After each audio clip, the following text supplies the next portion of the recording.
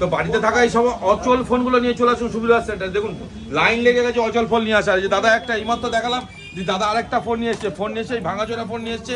Phone নিয়ে কিন্তু দিল রেডমি 14C, একদম লো বাজেটের 5G ফোন, লো বাজেটের 5G ফোন আমরা কিন্তু দাদার হাতে তুলে দিয়েছি এবং এক্সচেঞ্জ করে দিয়েছি। তো তোমার পুরোনো ফোন এক্সচেঞ্জ করেছি। তো কোথা থেকে আসছো দাদা তুমি? কোথায় থাকো দাদা? আমি ক্যান্টনমেন্ট দমদম ক্যান্টনমেন্ট থেকে বিরাটি দিতে এসছে এবং আমাদের এখানে এসে কোনো অসুবিধা হয়নি তো? সব ঠিকঠাক পেয়েছো তো? তাহলে কি আবার আসছো তো? তা সুবিধা আছে কিন্তু এইভাবেই কাজ করে যে কাস্টমার কিন্তু যাওয়ার সময় বলে যাবে যে না আবার আসবো। এটাই হচ্ছে আমাদের মেন মোটো। বাহ, দিয়ে দাও দাদা। দাদা তুমি এসছো আমাদের কাছে, এটা হোক আমরা আনবক্সিং করেছি, সেগুলো কিন্তু এক্সচেঞ্জ করে দাদা আবার ফোন নিয়ে নিল একটা 14C, একদম লো বাজেটের 5G ফোন। কিন্তু দাদার হাতে আমরা নিঃশর্তে ভাঙা ফোনগুলো নিয়েছি তো। এখানে কোনো ফেক ব্যাপার নেই তো? কোনো ফেক হয়নি তো? একদম সত্যি। তার দাদা এসছে ক্যান্টনমেন্ট থেকে, ভরসা মানে দিয়ে এসেছিল। ক্যান্টনমেন্টের থেকে দাদা এত দোকান থাকতে সুবীর ওয়াচ সেন্টারে কেন?